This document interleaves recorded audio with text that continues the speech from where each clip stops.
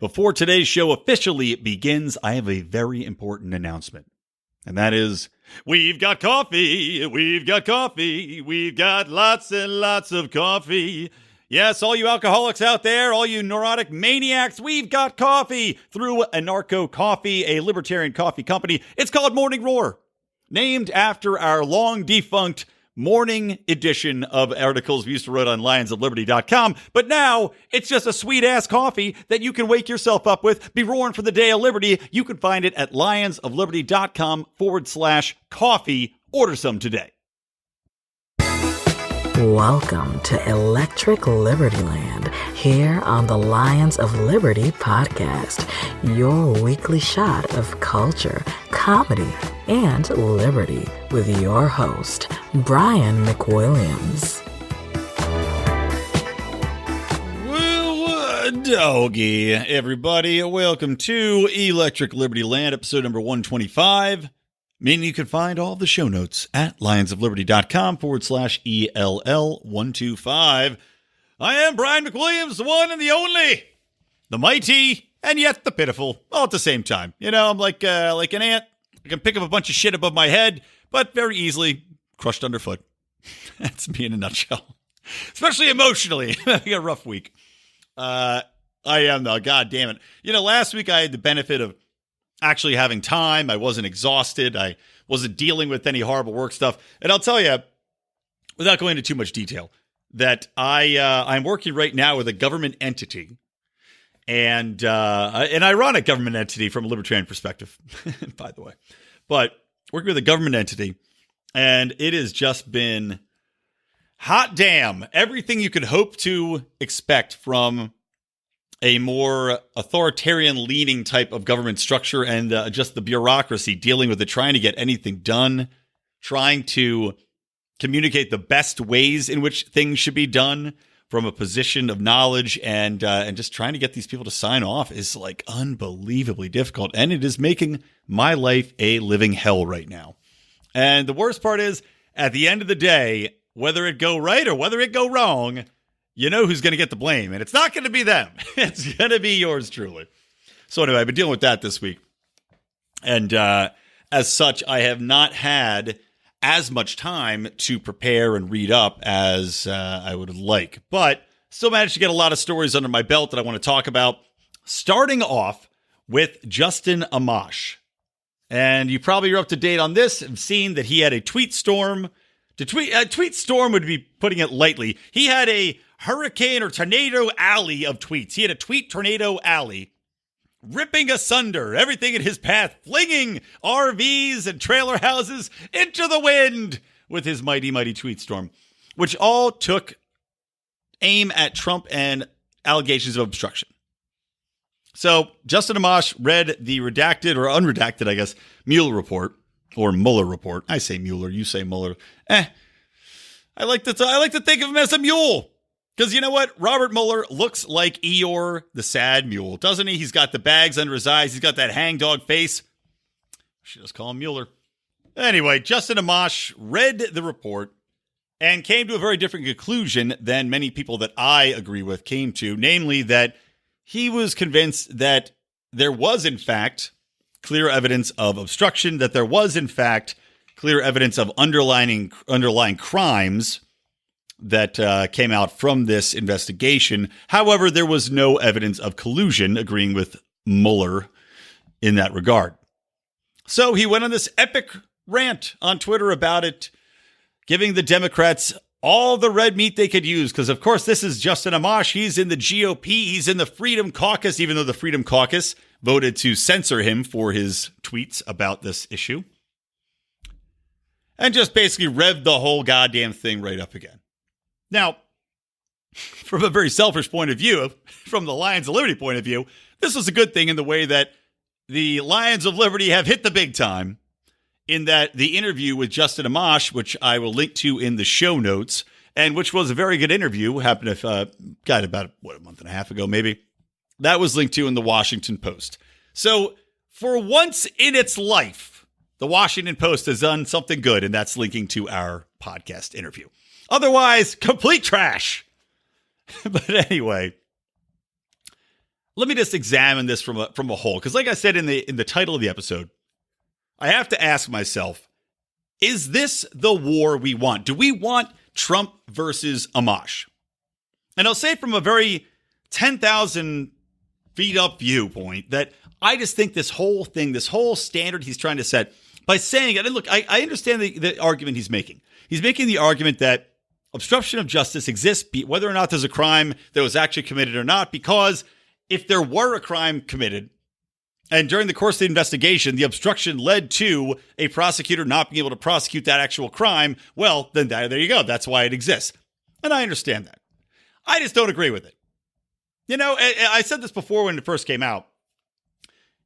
I don't see where in the Constitution it says that you must bend over and get fucked in the ass by a prosecutor or by a government investigator on a crime that you say that you didn't commit. I mean, the onus of finding that evidence is on them. And this obstruction of justice creation was put into place to make life easier for federal prosecutors, for investigators in general, for the police state to look into everything you're doing and to say, you can't defend yourself. You can't even get in the way of anything we're doing here. Step aside. And I can see where people that are confused, or not confused, I should say, are very concerned with law and order and always think that the state is absolutely right and that the police are absolutely right all the time, could say, well, this makes complete sense, just like Amash is doing. But that's where I'm a little bit surprised, because he's been so good about government spying, he's been so good about government overreach, that instead of him arguing that Trump obstructed justice, and again, I disagree. I feel like if Trump obstructed justice, he did so accidentally from a point of ignorance, and his staff literally told him, no, you can't do that. In the case of McGahee, or McGahn, excuse me, McGahn, he said, no, I'm not going to do that. I would rather resign than do that, Donald Trump, because that is obstructing justice. So he was told no, and Trump did not say, okay, you're fired. I'll find somebody else who will do it. He said, oh, okay, well, then never mind. Or his staff simply didn't do it, and Trump never followed up with it. So I don't buy into the whole goddamn obstruction argument. I don't buy into it from step one. So on a fundamental level, I disagree with Justin Amash here.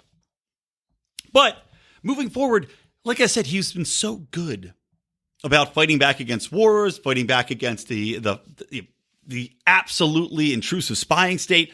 Why is he on this bent talking about how there's obstruction rather than looking into what Barr is currently examining now, which is the overextension of applications into the FISA courts, the lies or the omissions by the FBI that allowed this fucking bullshit investigation to continue in the first place? I mean, that's what you should be paying attention to. Going after the president, whether or not you like him or not, over this nonsense obstruction garbage and trying to make it into some sort of grand standard that you have to set and you're defending the Constitution because you're so morally righteous. I just don't get why that's the pillar you're trying to climb when you've got a million different things that you've already stood strong on that are vastly more important. And I get that the breakdown between the checks and balances between the judicial and the executive and the legislative branches is important. And I agree that we should be examining that. But this is what you're going to base it on? Despite all of the other examples that you could pull out of, all these other horrible, egregious overreaches, again, to circle back to war, why are you not looking at that? Why are you not using that to go on this epic rant about, rather than this obstruction charge, which is simply giving the Democrats more red meat, simply becoming more of a distraction that's already taken up $30 million, already taken up 2 years of public consciousness. And a year and a half of that was based just upon the first false collusion allegation, which was enabled by the goddamn FISA courts. It aggravates me that he's going after this. It just drives me up the wall. Now, let me take another step back here and say, all right, in general, is Amash versus Trump the fight we want? Is this the battle we want to see waged as libertarians? And that brings around to bear the question of whether or not Justin Amash is going to run for a libertarian candidacy in 2020. Will he leave the GOP? Will he actually run as a libertarian? And should he run in 2020, is that more beneficial to us and what we believe in? And him having left the GOP to go to the Libertarian Party, for him having thrown his hat in the ring and campaigning hard and trying to primary Trump from a GOP perspective, which I think would be ridiculous. I think he's much better off leaving and running as a Libertarian personally. But is that more beneficial than having him stay and be one of the strongest voices in the House for Libertarian values? Now, we still got Massey in there, but we're losing a vote. And there's no guarantee that he's going to resonate in the way that, say, a Ron Paul did when he ran. Because by leaving the GOP, and again, you're already seeing the writing on the wall there, in my opinion, that the Freedom Caucus is already trying to censor him. It seems like Amash's voice, while still strong, has become more, quieted these last few years because of the people converting to Trumpism. We're seeing that the monetary expenditures for war keep going up. We're seeing the military budgets continue to go up. We're going the deficit continue to grow. We're seeing domestic operations as far as ways in which the government can spy on you, like facial recognition technology, continue to ramp up. So I wonder if we're seeing Amash question whether or not his role as a member of the House, as a GOP member of the House, is even worth protecting. Is even worth trying to maintain in light of taking Trump on head on in the run-up to the 2020 election. And I was thinking about this, because this actually came up in our Liberty draft. When I drafted Justin Amash in the first Liberty draft a few years ago, that was the knock, was that I put him, I think, as my vice president in our assigned ratings. We had a president, a vice president, all these other things. I think I put him as my vice president. And people said, well, if you're going to take him out of the House, then you're losing somebody there to put him in VP, and we can't lose that. But again, if we could look at him in the context of, you've got people right now that are looking for a different alternative to Donald Trump currently because of the trade war ongoing, right? Even Trump's base, he's losing them because they wanted him to build a wall. He hasn't built a wall. They believe that he could revitalize and bring back jobs to their Rust Belt, their middle of America, their whatever it is. He's managed to do that somewhat. Now, granted, that's through crony capitalism. He's managed to do it. But at the same time, this trade war that he's started is already starting to impact people. We're seeing the farmers impacted. We're seeing the steel workers impacted. We're seeing anybody that depends on steel imports be impacted by this. We're seeing the stock market decline. And as I've said, I think continuously, the only way I see Trump losing is if the economy crashes going into this election. Now, that may happen. And China may be completely happy to let that happen, despite the fact that it's hurting their people just as much as ours. But I feel like they're more easily equipped to weather that storm. So the question remains, if Amash runs, can he make that dent? And I think that instead of waiting, let's say, another 4 years, or instead of staying in the House, I think the time to strike is actually now. Now, I know Gary Johnson only got 3% of the vote, and we had high hopes for him. We said, this is the two most unlikable candidates that have ever existed. But you still had a Democratic machine pushing Hillary Clinton. And you still see to this day people defending Hillary Clinton despite all the monstrous things she's done, despite the fact that she is a lizard person living in a human skin, despite the fact that she wore burlap sacks on stage every time. Some sort of Oompa Loompa goddamn costume every time on stage. And that she seemed to have tuberculosis. Couldn't even stand her feet. Just tumbling down the stairs. Rolling in somersaults like those cute little dwarves of old. So you had Hillary Clinton on one side. Warmongering, black people destroying monster. And on the other side, you've got Orange Man Bad, who is saying all sorts of inflammatory rhetoric about immigrants, who is promising to build a wall, who's promising to do all these horrible things, and at the same time promising all these great things. Horrible things to the left, great things to the right. But he's still a reality star. He's still a guy that didn't come in with any real concrete solutions. He just came in with a lot of bluster and arrogance, but he played well. He was comical. He promised people, just like the Democrats promised jobs and welfare handouts. Well, they don't really promise jobs unless they're government jobs, but they promise to increase welfare and spend on this green money and to improve the lots of the people that are at the bottom of the rung, despite the fact that every one of their goddamn policies does the opposite. And you have Trump promising essentially the same thing in a different manner.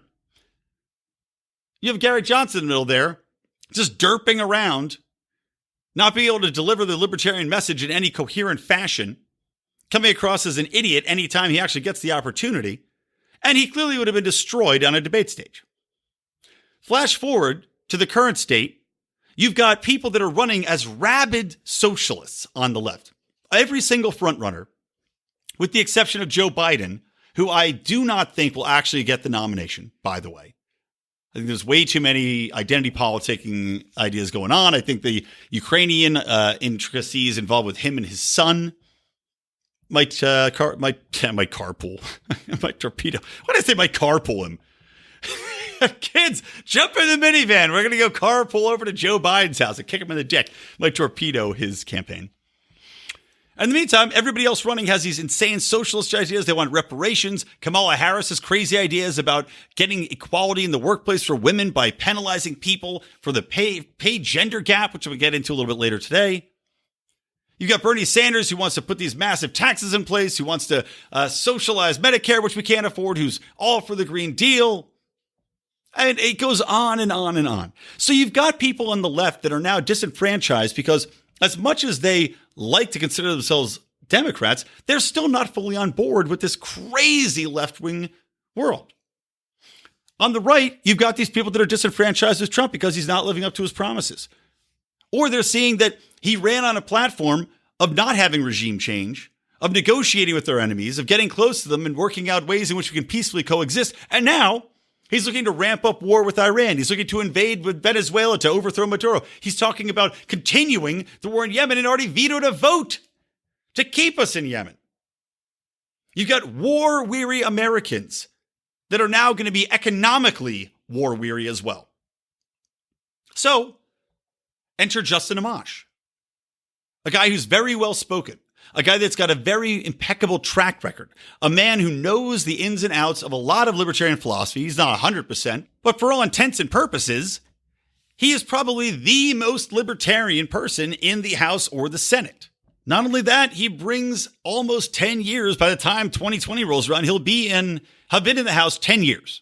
So he brings a lot of experience. He can go toe-to-toe with people and say, look, I know how the system works, and I want to change it. So in the context of his running for president, if that's the war that we're looking at happening, if that's the context it's in, then maybe I shouldn't be so upset about him going after Trump over this obstruction thing. Even though it pisses me off in the moment, because now I have to continue to listen to this ongoing fucking raft of dog shit that does not goddamn matter in the overall context of all the other things going on in the world. Justin Amash is putting out one more thing to show that he's a principled individual that is not playing partisan politics. And he really doubled down and tripled down on that. And he's been getting kudos from both sides of the aisle for being a man of principle that's willing to criticize a president in the GOP despite the fact that he's a member. So in the context of that, maybe this is the next step. He already said he's flirting with the idea of running. Maybe this is the first of many volleys signifying that he is going to take an aggressive front, that he's bringing his troops to bear. He's getting the lines all drawn up for his full frontal assault and preparing himself to actually undertake a run at the 2020 presidency. And even though, like I said, Gary Johnson only got 3%, I think that Amash would get a lot of media attention because he is a current sitting congressman. I think that he'd be able to deliver the message far more adequately, far more powerfully than Bill Weld and Gary Johnson ever could. And I feel like he would have a legitimate shot, maybe not at actually winning. I don't know if people are quite there yet, but making a real impact and possibly at actually inspiring people in the same way in which Ron Paul did back when he made his epic run in 2008. Either way, it'd be fascinating to see his voice out there. And I think, like I said, vital to maintain a libertarian presence in the cycles of elections, even though it's a long shot. And it'll be an even longer shot, guys, if he doesn't run this year. Because if we wait all the way, let's say Trump gets reelected, he goes another 8 years. Let's say the economy doesn't crash. And I think it's more likely he does get elected. Now, you're going to have 8 years of Trump. You're going to have, unless things go smashingly, unless the economy is all the way out and Trump, now that he's in office, completely deregulates everything and gets us out of all the wars and brings the troops home and decides that he wants to end all the prohibitions on marijuana and all the other drugs. Unless the libertarian utopia happens, we're going to see that same wave come back the other way because almost no president has ever been in office for 8 years and maintained the dominance of that party. It always flips. So there's basically a 0.0 chance somebody that ran after 8 years of Trump from a libertarian perspective would have any traction. So I think if it's going to happen, 2020 is the time in which it needs to happen. That was 20 minutes, but hey, that's what the episode was titled. So that's the 20 minutes you got. All right, let's talk about another topic before we move on and take a little break. So let's talk about Alabama. Oh, man.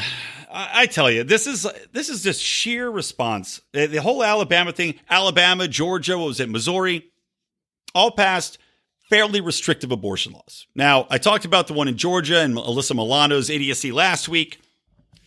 Missouri came out with one I think is very, very similar. I think it's either 6 or 8 weeks, basically another heartbeat bill.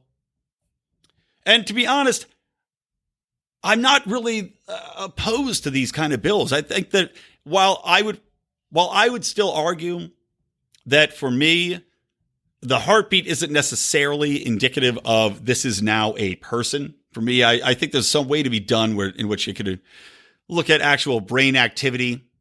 And people who believe in a soul, you're going to disagree with me anyway, because you'll say, well, people that are vegetables have souls and they might not have brain activity, but they're there. Their hearts are beating. They can still grow. They can still be alive. Technically true. But something along the lines of brain activity, I think, might be a meaningful way to assess whether or not somebody is living and should be given that sort of same weight as somebody that is alive, well, thinking, talking, acting, etc. I think, therefore, I am, my good people. And obviously, feel free to disagree with me. I'm sure half the people out there disagree with me right now. But these bills that say, okay, well, once the fetus has a heartbeat, now you can't abort it. I don't really have that much issue with them. Because I feel like if you're out there having sex without a condom or, you're just not really being careful as far as birth control, either way, even if you just have sex in general, and then you don't have a period for 2 months, maybe you kind of know you're pregnant. Maybe you should check. Maybe after you're banging somebody, maybe you should just have a test done just to see. I feel like there's the personal responsibility and the abdication of personal responsibility, which comes about so often with people when they talk from positions from the left, really is on display here. It's that, well, do what you want to do and the consequences be damned. Same thing with all the economic policies. Hey, if you don't want to work, don't worry about it. Like Alexandria Ocasio-Cortez's point of view. Oh, well, in our new Green Deal bill, if you don't want to work, you don't have to. We're going to give you money. Great. Super. Same thing with a lot of these people, on different disabilities and welfares and all the other government handouts. Well, if you don't want to do it, go ahead. Yeah, it's fine. Don't plan ahead for the future. We'll make sure that we have Medicaid and Social Security. Don't bother taking care of yourself. We're going to give you all the health care you need. Forget insurance. We're going to force people to give you insurance, guys. Fuck personal responsibility. Fuck educating your kids, too. Put them in government schools. We'll make sure to educate them for you, guys. Beep, boop, bop, boop, beep, beep, boop, boop. Little government robots. So again, abdication of personal responsibility. They'll argue that it is the autonomy over one's body, but I would say, when there comes responsibility. Really anything like that. If you're thinking about having sex with somebody, that's a risk in its own right, number one. And number two, I think you adopt that responsibility. I mean, when you engage in that act, you adopt a certain responsibility for what could occur from that act. And by saying, well, you can have an abortion whenever you want to have it up to 11 months. Keep that baby just dangling out of your vagina for a couple months and then bring it on over. We'll chop it off. Go stand at the edge of the roof. We'll snip it. It'll be quick. Cruel abortion baby jokes, guys. Sorry, I don't know. My mind it's been a rough week. But anyway, takes a personal goddamn responsibility. So getting back to it, though, Alabama's bill, though, is one that I stringently oppose. And the reason for this is they provide no window to have an abortion. They also don't allow you to have an abortion in cases of incest and rape. And that is absolutely atrocious, unforgivably abominable. I can't even imagine. I mean, rape is honestly one of the most heinous crimes I can think of. It makes me want to throw up thinking about anybody I know being raped. And it just is happening in general. Just anybody, not just people I know, anybody. Horrible, heinous act. Incest, horrible, heinous act. And to say that somebody can be raped or a victim of incest and to force that person to carry the child to term, I'm sorry, but no. You're going to say, Brian, well, that child's an innocent. It didn't do anything wrong. Agreed. But the person that got raped didn't do anything wrong either. And I feel like that person has every goddamn right to remove. I mean, we're talking about the non-aggression principle. What would you call basically what is an attack on your body by a foreign entity at that point? Other than a violation of the non-aggression principle.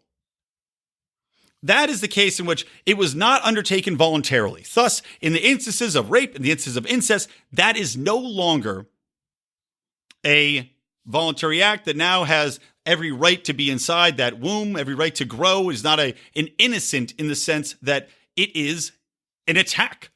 And I remember Ovens O'Brien made this point in the last debate in which with Dave Smith and Walter Block, saying that the trauma that it's inflicted on a woman's body is very heavy in regards to a pregnancy. I agree. Now imagine that trauma being inflicted on you by a goddamn assault that occurred. And you're supposed to be taking that to term? Let alone the emotional and psychological trauma, just the biological trauma of incest, of including the same DNA. God knows what's going to happen to that kid, how it's going to turn out, the issues it might have in general. Now you might say still, Brian, it's a life. It's got a right to live. Fine. There's no way I'm going to convert you to my point of view. But I'm sorry. If somebody raped me in my ass, I'd try to abort my fucking colon, guys. So I can't even imagine bringing that colon into the world, letting it walk around, talk around, go out into the world after knowing that that was done to me by an act of violence. All right. Got a lot to talk about. Let's take a quick break, and I will be back with some more Tales of Libertarian Anger.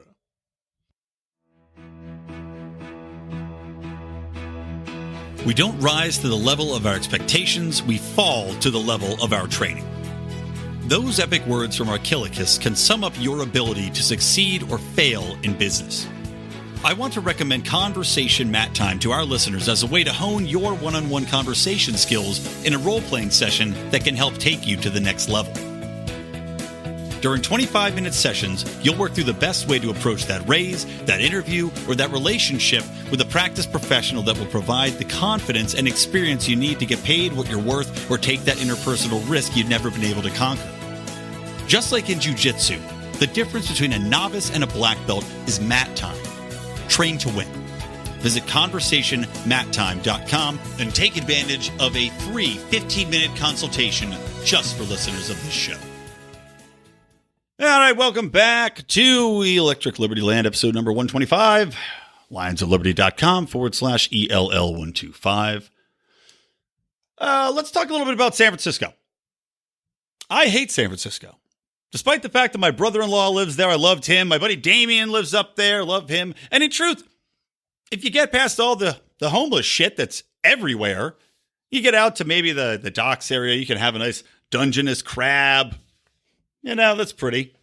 The hills are pretty. I've had some good times there. Have refused to go back lately. But anyway, mostly, fuck that city. Fuck their idiotic politics. Fuck their idiotic policies on homeless. Fuck their idiotic economic policies. Fuck their minimum wage laws. Fuck their housing laws. Just, fuck them in general. But credit where credit's due, my friends.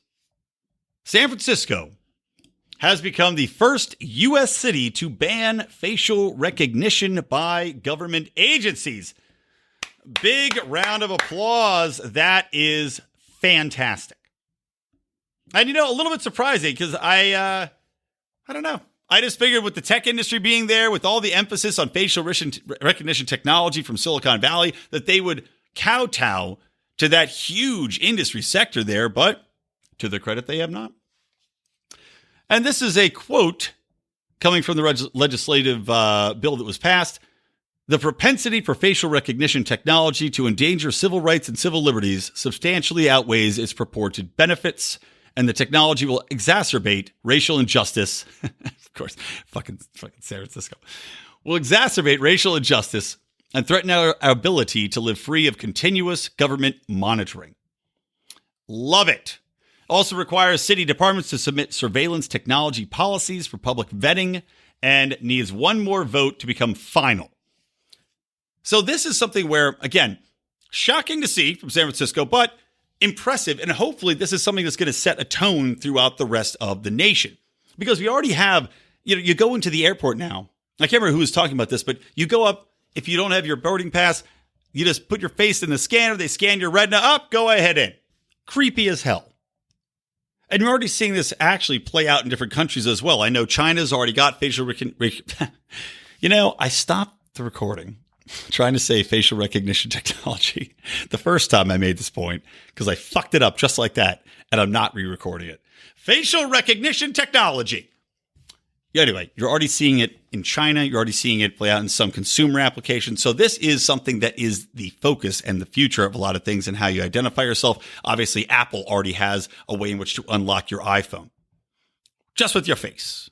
With your stupid fat face. So boycotting and banning government organizations from using this kind of technology is fantastic. And I do agree, it would be hugely infringing on civil liberties. I mean, not only from the standpoint of simply knowing where you are at all times, which is terrifying from anybody's perspective, but also you do wonder what the next application of that would be, especially as we look to the consumer applications of this. You do wonder if the government's collecting all of our faces, all of our different ways of turning and looking and blowing, and it's got all these cameras ever present, right? Because you've got CC cameras, you've got red light cameras, you've got cameras going in and out of every government building, you've got cameras going out of, just whatever, everything and anything. Now as a camera, not to mention the fact that the government, we already know they can hack into your systems pretty easily. So now if consumer technology is based upon facial recognition, how easy for it is the government to just get in there? If they can recreate, if they got your face on every single angle available, or they have deals with people like Apple, like a Google, like a Facebook. We already know they're in fucking bed with Facebook. So if they've already got these plans in place in which they can already mine data and mine these application technologies for facial recognition from all these software providers, how hard is it for them to get into your phone now? How hard is it to get into anything private that you're trying to use your facial recognition technology to access? It's just terrifying. So anyway, good job, San Francisco. I'm not even going into about a million other applications for it, but I got to move on. You got to move on. You got to move on. By the way, until I got really busy today, I was going to record, and maybe I'll still do it. Maybe I'll do it for the Lions of Liberty Pride, our group, which you can join at patreon.com/Lions of Liberty. Welcome to a few of our new subscribers, by the way. Thank you for joining, including my friend Angela here in Los Angeles. Welcome aboard, Angela. But maybe I'll record it. But I was going to do, based upon this next story about Kamala Harris and her plans to equalize the gender pay gap, I was going to do a whole Bobby Brown satire song. You know that Bobby Brown song? It's my prerogative. I was going to do that, but with It's My Equality for Kamala Harris. It's my equality. Don't you go and get that wage gap working, bitch. I'll penalize you, yeah. Something like that. I didn't write the words down. Didn't have fucking time. Anyway, Pride, I think I'm going to do it just for you. Maybe the rest of you get lucky someday. I'll release it to you. Just like my Do Nothing Man episodes. I released one publicly. I've got 3 of them made. I'm recording another one this week to release before the end of the month. Maybe if I get enough of those accrued, in a few months, I'll start releasing them one by one, slowly. A drip drop effect act to the public. But if you want to get them now, again, got to join the Lions Liberty Pride, guys. And I will be doing a live Do Nothing Man reading along with some of my Liberty buddies from the Lions of Liberty. Maybe I'll see who else. Maybe a Dan Smots. Maybe a Roger Paxton, get his gravelly voice up on stage. Maybe playing one of the villains. But it's awesome, man. It's the libertarian superhero you guys know you need And I do, as of now, all the voices. So it's pretty goddamn funny seeing me do all those stupid voices for that show. I'll link to the first one in the show notes as well. Again, lionsofliberty.com/ELL125. But let's get into this Kamala Harris story. So she wants to punish companies that don't pay women enough. That is literally the plan. And this is basically, despite the fact that, by the way, there's already plenty of legislation on the books that says you can't discriminate on the basis of sex. So what the fuck more do we need to do here? And let's not forget, California already mandated that companies have to have women board members. So, did a whole episode on that a while ago, too. Talking about how idiotic that is. So we're just going to completely uproot the standing boards. We're going to make sure that we get an influx of women in here, whether or not they're necessarily qualified or not. What if it's a family-owned business that happens to be run by 2 or 3 men? Maybe mom died. Maybe the sister's not in the picture. Maybe she doesn't want to be in there. Now they got to forcibly bring in an outsider to that company business. It's just so goddamn stupid. Anyway, so Harris's plan basically is based upon this. All of the companies that have over 100 employees have to submit payroll receipts to government offices to make sure that they're not discriminating, quote unquote, against women and paying them less. And what happens if you are paying them less, you might ask? Well, Kamala Harris says that for every 1% difference in the men's pay versus the women's pay, well, you get penalized. You get penalized 1% of your profits. And if it's 2%, you get penalized 2% of your profits.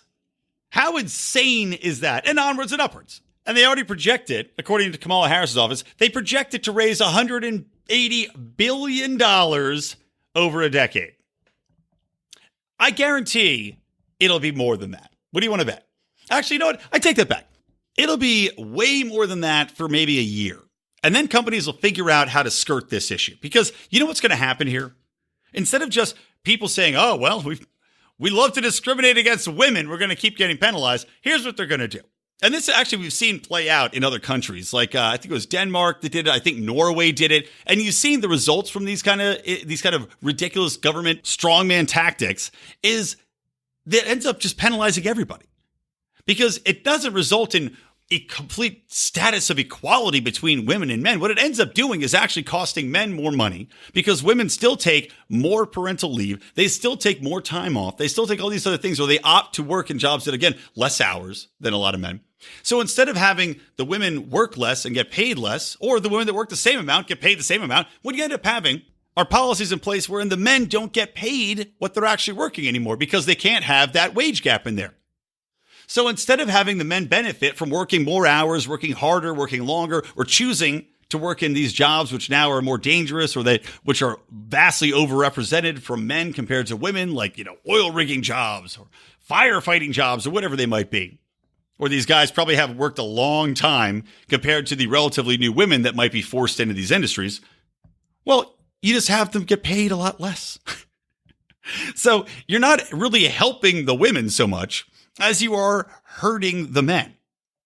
Now, in this instance, though, we're not only going to see that men get paid less, but we're also going to see discrimination come into play because these companies are going to say, okay, well, if this is the case, right, and I have to pay these women an equal amount to the men, well, I'm sure they're going to look to find ways to get around that. I'm sure they're going to look at ways to say, okay, well, if I hire more women, then I have to pay all these women a lot more to equal them up to the men that have already been here or to make sure I justify these positions. So, well, maybe I just won't hire that many women. I mean, this is like, again, the unintended consequences of all these things.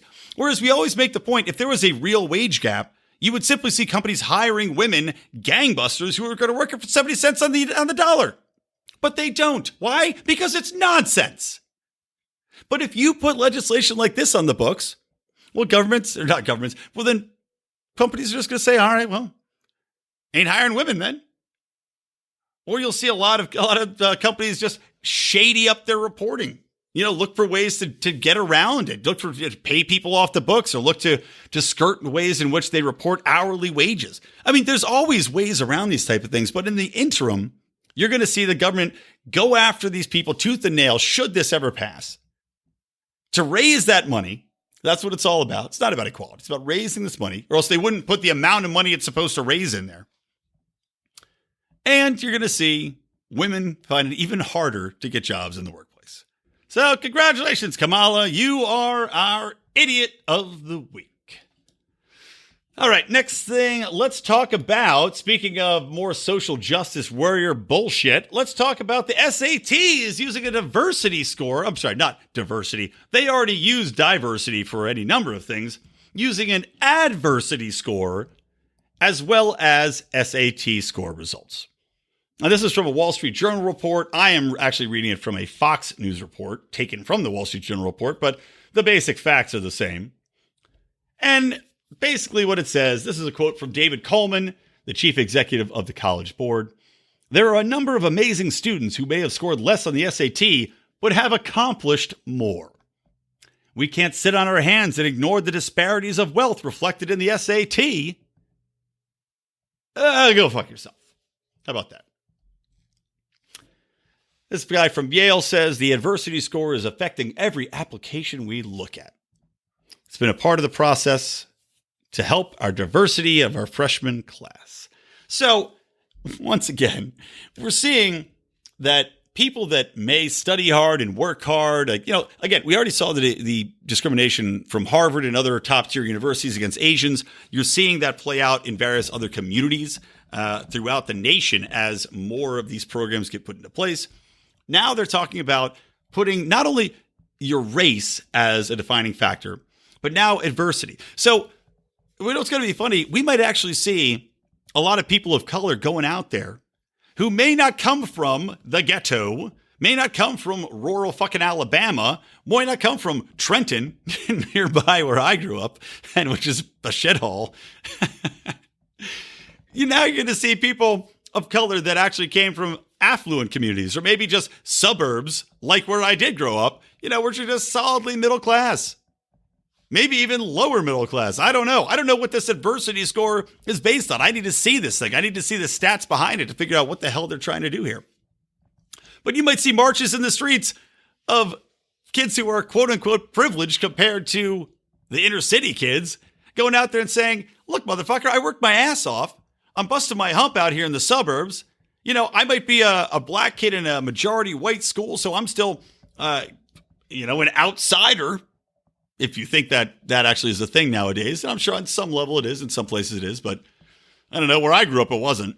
But either way, okay, so now I still dealt with my own type of hardship, my own type of adversity, but my adversity score, because I happen to grow up in Connecticut, isn't as high as Chummy McGoober over there, who scored 700 points lower than me on the SAT, but because he came from a broken home and because he was in a certain part of town and because he was addicted to crack or whatever it is, now he's going to get into Yale and I can't get into Yale. I got to go to the state college up the street.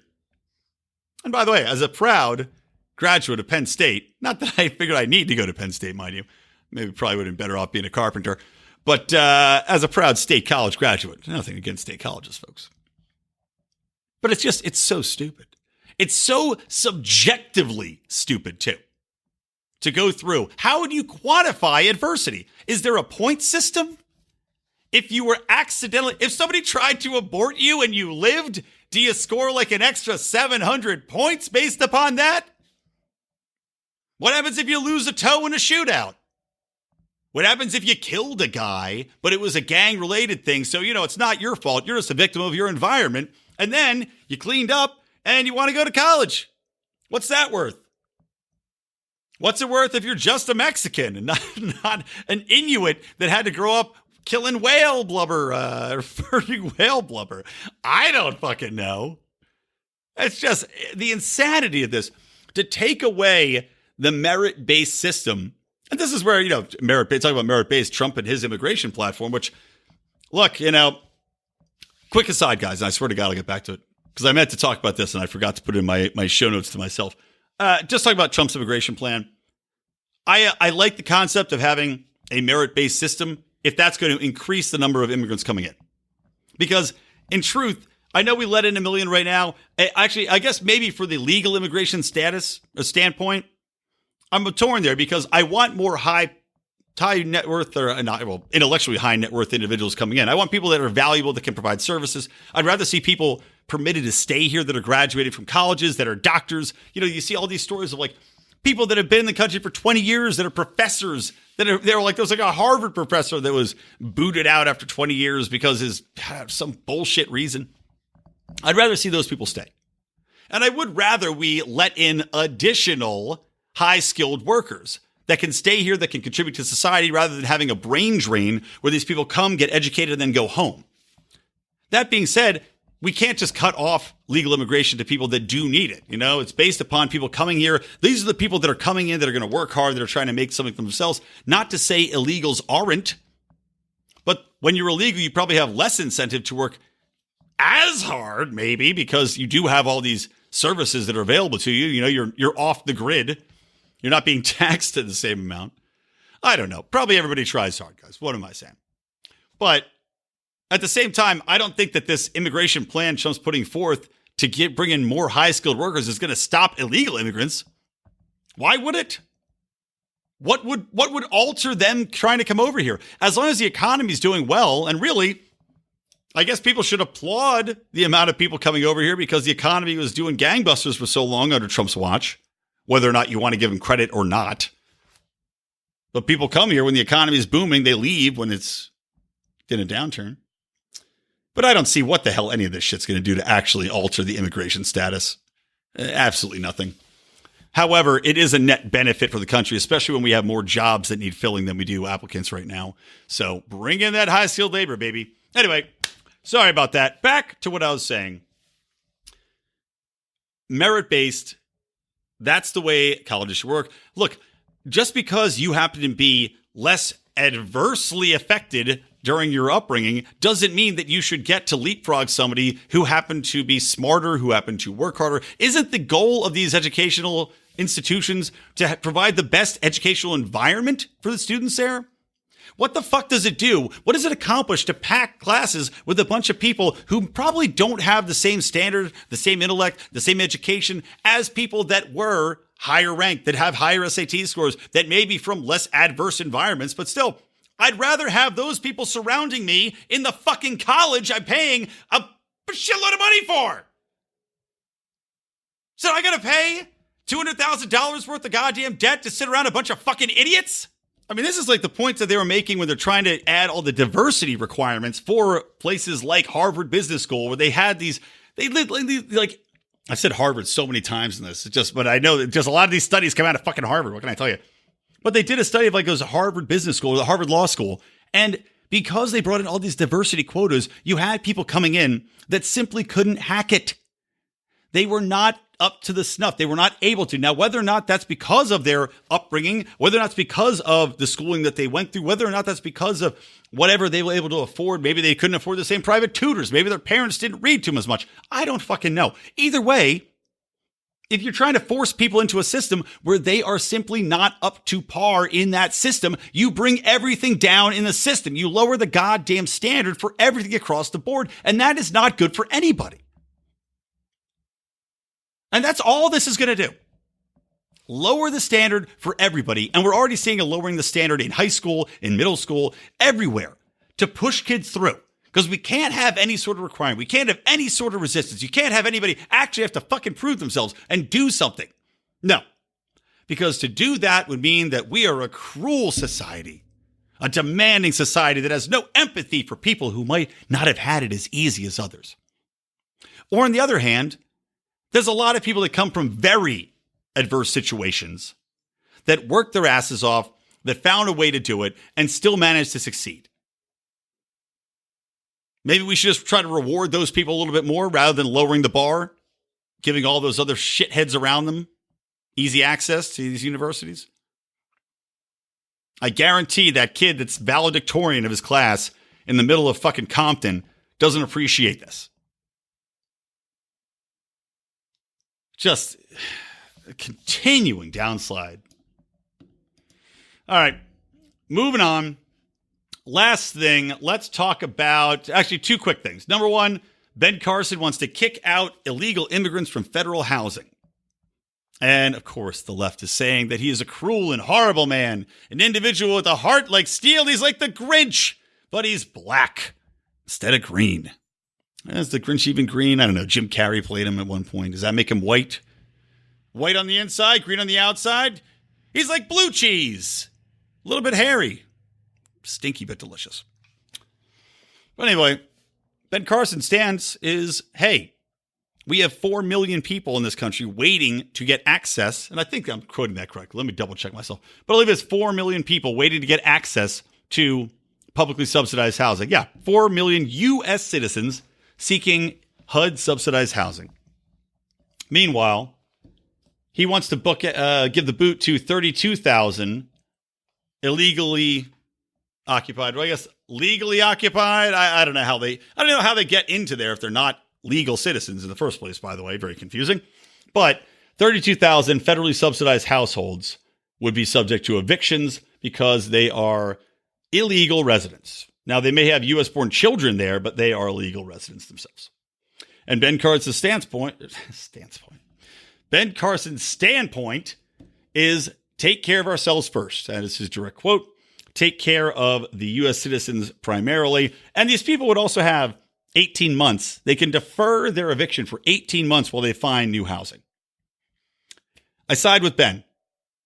Taxpayers, citizens should have first access to that. Not that I'm necessarily a huge fan of federally subsidized housing, but if it exists, it should be going to the people that are actually paying for it. It should be going to U.S. citizens. It should not be going to illegal aliens. Just one more symptom of the welfare state. One more example of how this does impact actual U.S. citizens via undocumented immigration. So I side with you, Ben. These people can have 18 months to find a fucking home. Give them the boot. Done. All right, let's end it on a high note.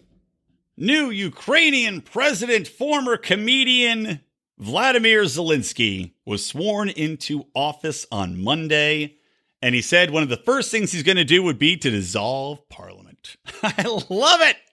He said he's going to dissolve parliament, which I know.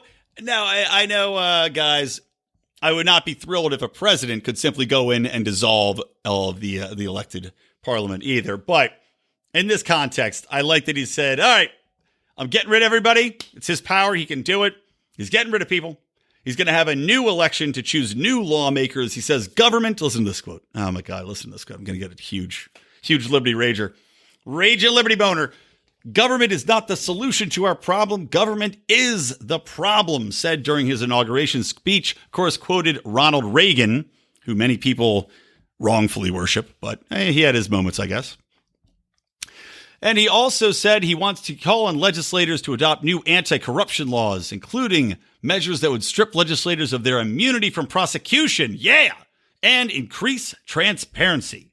Very, very nice. Additionally, you're going to love this. He also wants to get rid of the lackluster economic aspects brought about by tariffs. Lovely.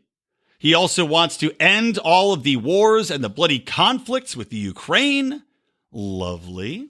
And one of the things I truly, truly appreciated, because it really echoes my own sentiments about governments, about presidents, about leaders in general. Listen to this fantastic quote. I really do not want my pictures in your offices, for the president is not an icon, an idol, or a portrait.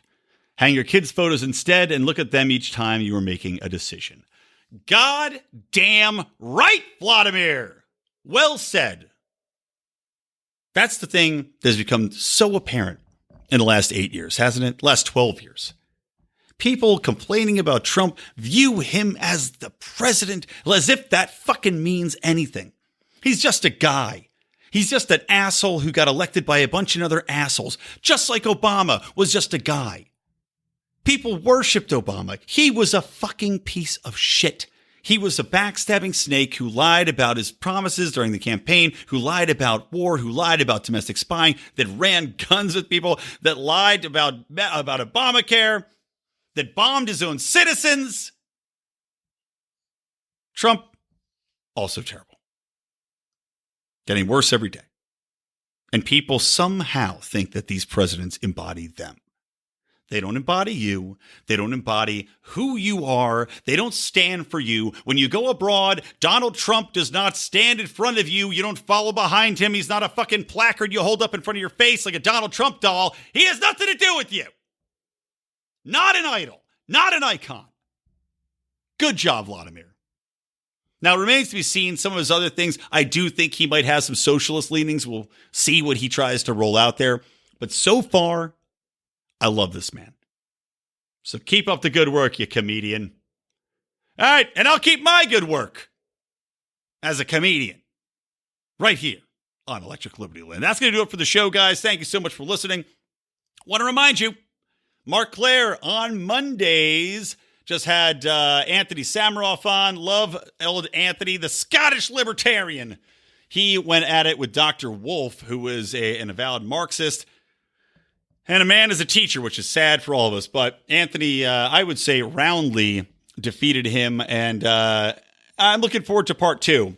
The Marxist versus the libertarian. So listen to the last show Mark did. Also, Odie had his version of libertarians in living rooms drinking liquor. He had on, who did he have on? Rico and Howie and JB talking mostly foreign policy, but they got into a little bit of Felony Friday stuff. So check that out as well. Of course, Mark is every Mondays. Odermatt is every Fridays. I'm every Wednesday. Otherwise, guys, that's going to wrap it up. From me, Brian McWilliams, from the Lions of Liberty and from Electric Libertyland, always stay plugged into Liberty.